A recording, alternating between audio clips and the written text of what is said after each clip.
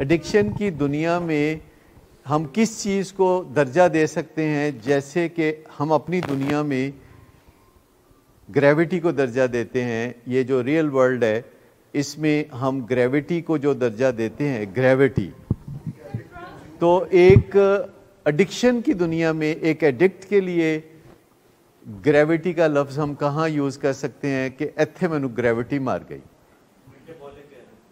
नहीं,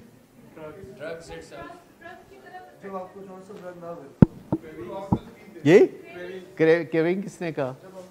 हाँ, yes, cravings के सडनली अचानक कोई क्रेविंग शुरू हो जाती है और ये उस तरह हम पे ताकत आजमाती है जैसे कि ग्रेविटी की ताकत होती है, जिसके खिलाफ अगरचे हमने लड़ना सीख लिया है, तो हमने ग्रेविटी की ताकत के खिलाफ जो लड़ना सीखा है तो उससे हमारी परवाज़ कितनी बुलंद और स्मूथ हो गई है।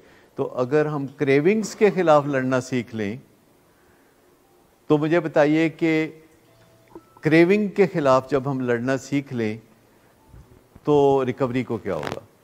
अगर हम मुकम्मल ज़बरदस्त स्मूथ परवाज़ कर जाएगी, परवाज़ जो है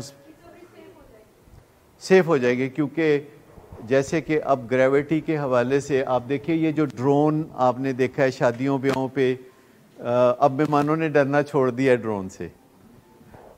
आप तजर्बा करते होंगे, जब शादियों ब्याहों पे आजकल आप जाते हैं तो पहले लोग थोड़ा डरते थे कि यार है कि मुसीबत है, तो अब लोगों को फेथ हो गया है कि जो ड्रोन है ये ग्रेविटी को मैनेज कर रहा है, क्योंकि अगर ड्रोन ग्रेविटी को मैनेज नहीं करेगा तो आके मत्थे पे लगेगा, लेकिन ड्रोन ग्रेविटी को मैनेज करता है।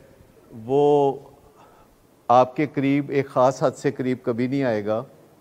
वो दूसरे ड्रोन, दो तीन ड्रोन चल रहे होते हैं शादियों में, तो वो ड्रोन एक दूसरे के करीब भी नहीं जाएंगे।